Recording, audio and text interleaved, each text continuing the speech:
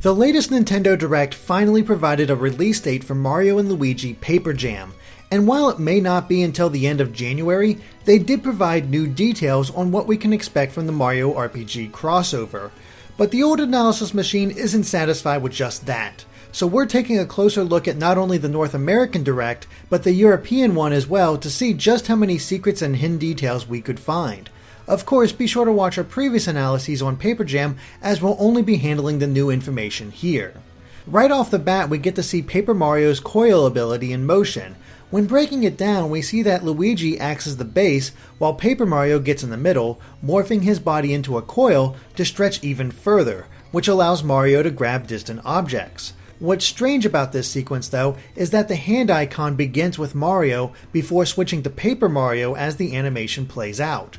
We think that this is because Mario is the one to activate the transformation, but it's up to Paper Mario to decide when to stretch out and help Mario grab the fruit. The fruit is the goal of their current quest too, as we can see a counter in the top corner of the screen. However, this isn't like the Paper Toad quests, as the area seems like a natural continuation of the Mushroom Kingdom forest. We can see a question block in the distance which has never appeared during the Paper Toad quests.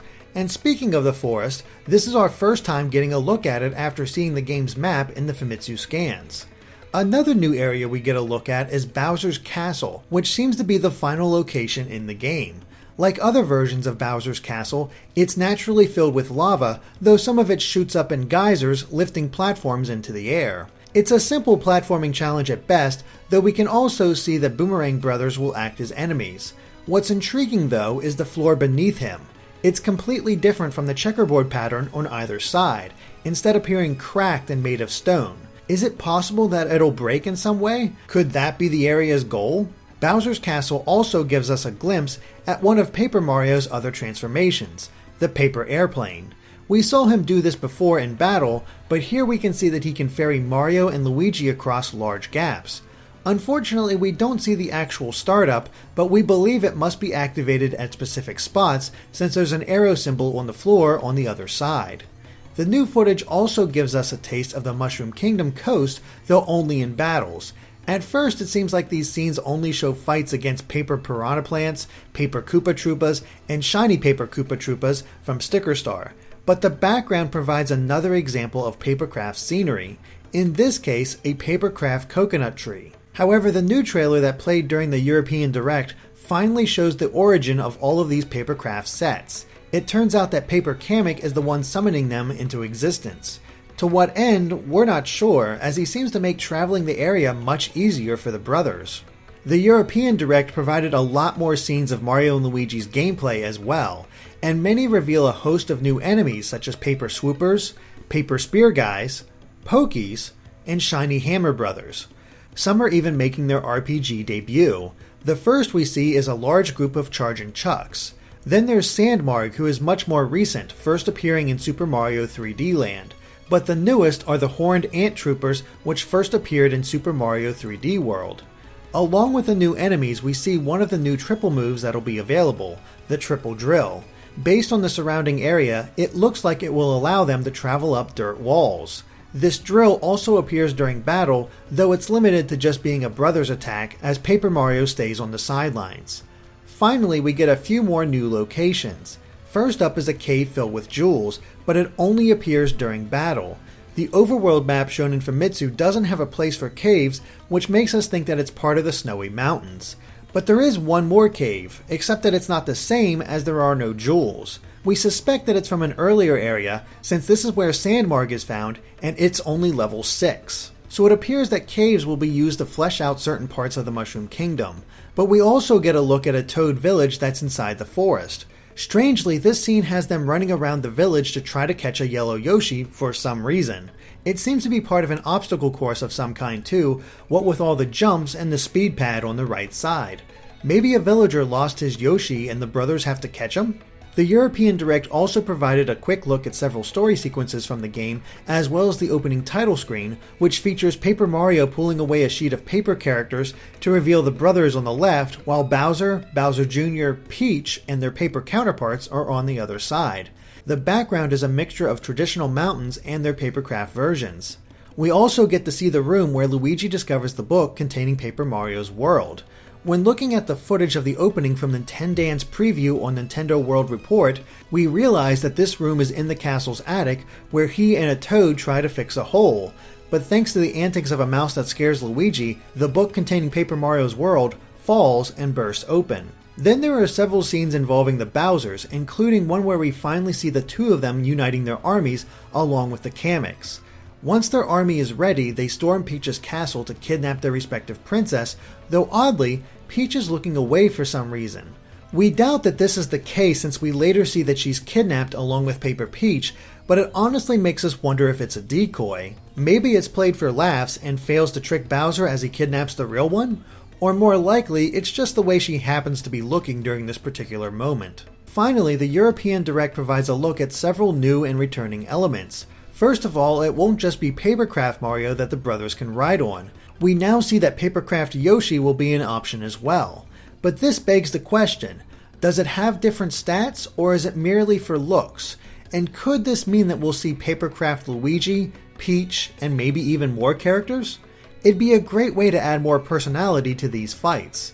Then we get to see that the brothers block returns as well, though it's been expanded into a trio block for all three of them to hit. And beans are back too, as we can see X's in the ground where they can be dug up.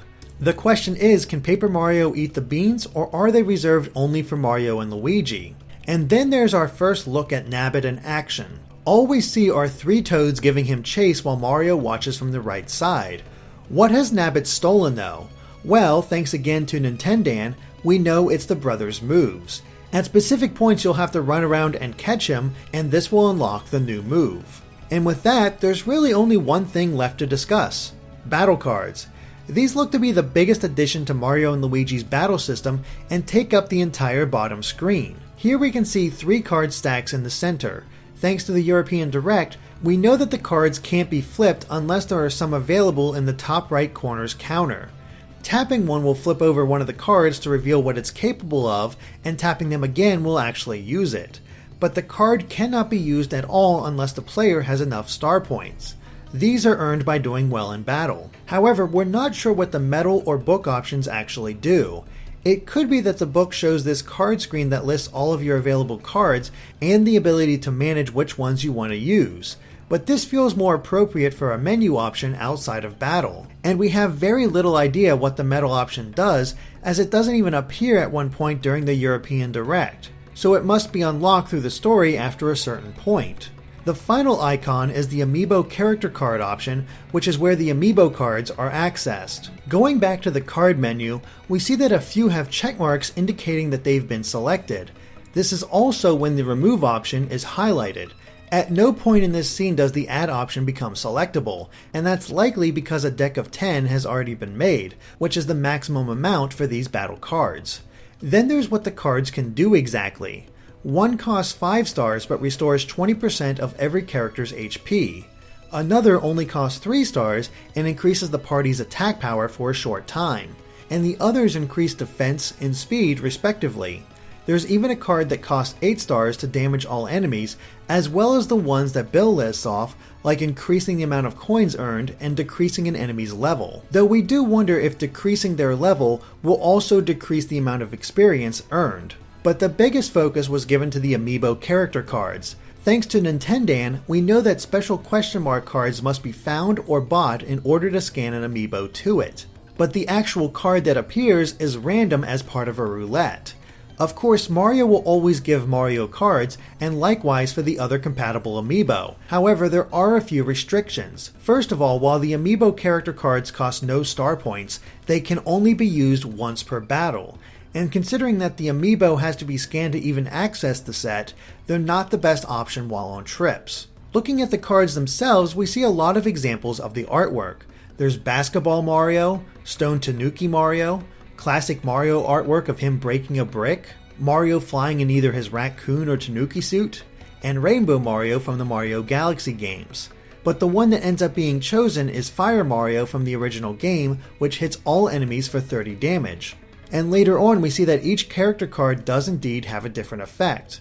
More cards include Mario using a hammer from the Mario and Luigi artwork, Tanuki Mario running, Coin Block Mario, which we see increases the amount of coins earned by 30%, Small Mario, which doubles the chance of critical hits, Classic Small Mario, which increases the amount of star points earned so that cards can be used more frequently, and Modern Fire Mario, which has the same effect as the classic version.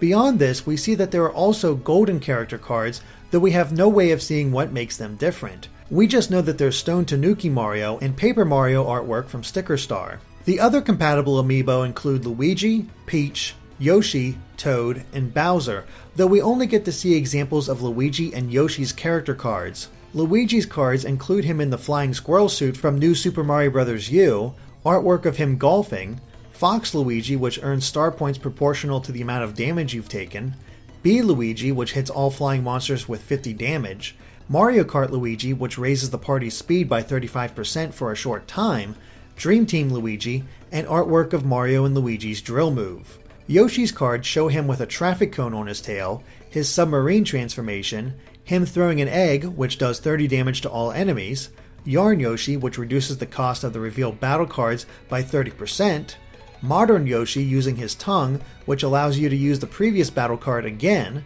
Minecart Yoshi, which earns star points proportional to damage taken, Luigi and Yoshi artwork, and finally Mario riding Yoshi from Super Mario Galaxy 2. But the Yoshi cards also reveal the first repeats of effects that the other character cards had as well.